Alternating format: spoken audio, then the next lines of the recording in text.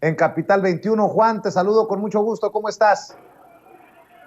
Querido Vicente, pues muy contento de escucharte. Te escucho un poco mal debido a la señal, me disculpo por eso, pero aquí a la orden y pendiente, con muchos temas de la semana, estamos viviendo tiempos inéditos en nuestro país, y por más que ya suene como lugar común esto, pues diario tenemos nueva información y nuevas reacciones a ella, y vemos ya un discurso por algunas partes, pues ya demasiado fundamentalista, en donde ningún apoyo, ninguna ayuda, ningún sentido común les abona, querido Vicente. Es preocupante. Más allá de lo que pensemos del periodismo militante, mi querido Juan, pues hay que decir que hay muchos ardidos por el tema de los médicos cubanos en la política y en los medios de comunicación mexicanos. Mira, Vicente, te voy a decir aquí algo que veo que está sucediendo y lo voy a ejemplificar con el arribo de médicos cubanos a nuestro país. Mira, y con otro tema que también es muy importante, que tiene que ver con el de una autoridad electoral que no es autónoma y que está jugando parte dentro de una batalla política cuando esto es un asunto que no le corresponde. Si quieres, rápidamente le entramos a este tema que tiene que ver con lo que sucede con la senadora Antares Vázquez, a la cual la acusan de violencia política de género, porque dijo muy en general a legisladoras del PAN, pero incluso sin determinar nombres, que eran unas muñequitas de Sololoy. Como dicen allá en Estados Unidos, long story short, ¿no? O sea, la denuncian en el Instituto Electoral de Guanajuato, no tiene competencia, lo manda al Nacional, resuelve la sala especializada del Tribunal Electoral del Poder Judicial de la Federación y se le impone una sanción a pesar de que pues no hubo proceso ni estatal ni nacional.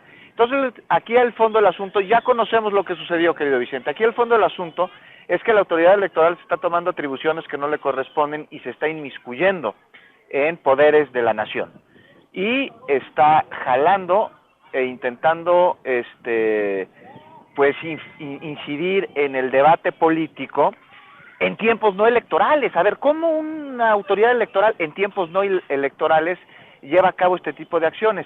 Y aquí lo que no estamos viendo, o lo que no están diciendo más bien, porque sí lo estamos viendo, es que Antares Vázquez es la mujer que mayor preferencia tiene para poder ser candidata de Morena en el 2024 como candidata, te digo, a gobernadora del estado de Guanajuato. Entonces, la autoridad electoral se está adelantando, está incidiendo en el debate político, y de ahí la enorme urgencia de que exista una reforma en esta materia, de ahí la importancia que hoy inician los foros del Parlamento abierto sobre la reforma electoral, y de ahí la importancia que tendría que existir en que la oposición, pues si está en contra de esto en particular, pues forme parte de estos foros para que dé a conocer de manera plural y democrática, porque la democracia es el diálogo, cuáles son sus posturas.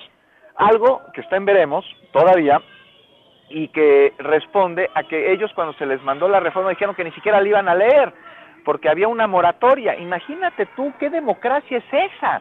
O sea, más allá de qué se trate el tema, a quién esté dirigido, cuál sea su rubro, no, pues nomás porque viene el presidente de la República, nosotros no lo vemos, eso es democracia. Lo que sucede con Antares Vázquez es autoridad electoral. Estamos en momentos muy complicados y hay una posible solución a este rubro, que es justamente el presionar a nuestros legisladores para que voten a favor de salvar al INE. ¿Cómo? Reformando con una reforma político-electoral en México, porque al INE nadie lo va a atacar. O sea, al INE, al contrario, lo estamos protegiendo. Lo que está sucediendo es que el INE está siendo atacado desde su interior por sus consejeros, que están manchando el sentido y el propósito de este instituto, que tendría que ser muy noble en su actuar, y no lo está haciendo. Vicente, no sé tú cómo ves este asunto. Definitivamente que hay muchas cosas que criticarle a esta autoridad electoral que pues no ha sido muy imparcial, que digamos, y hay que prestarle atención a estos casos como el de Antares Vázquez Alatorre, con quien ya nos hemos solidarizado ante este actuar de un tribunal y de un INE con muy mala leche desde mi perspectiva. Oye, Juan, y lo del tema de los médicos cubanos, ha destapado a medio mundo conservador, ¿eh? Querido Vicente, te escucho muy mal, me disculpo, debe ser seguramente mi señal. Nada más escucho voces metalizadas. Déjame nada más concluir esta participación agradeciendo tu generosidad y hablándote del tema de los médicos cubanos que adelanté que lo iba a tocar aquí. Llegan médicos cubanos a México. No es la primera vez que llegan médicos cubanos a México. Hay una colaboración entre los dos países desde hace 40 años por lo menos. Y además no solo en México, sino en todo el mundo. Las brigadas cubanas existen desde hace 60. Han atendido, o sea, estos son datos que ahí están, que son fehacientes. En 60 años de historia estas brigadas médicas han atendido un 60% de la población mundial. Además han realizado partos, han realizado intervenciones quirúrgicas y le han salvado la vida a miles de personas. ¿Qué sucede con estos médicos cubanos que llegan a México? Vienen a intentar ayudar mientras existe un déficit de médicos especialistas que no quieren acudir a zonas rurales por la razón que sea, ¿no? Y bueno, se les respeta, se les ofrece la posición, porque antes decían, le están dando mi trabajo a médicos cubanos y yo soy especialista en México y no me dan trabajo. No, se hizo una convocatoria, le entraron los médicos a la convocatoria y nadie quiso ir a zonas rurales. Por ejemplo, las que están en Nayarit, a donde acaban de llegar estos primeros 60 brigadistas cubanos a México. Esto responde a un terrible problema que se llama fanatismo. Entonces, con el fanatismo la gente vuelve profano lo sagrado y bendito lo maldito, porque pierden por completo el piso del juicio crítico y se les nubla el pensamiento.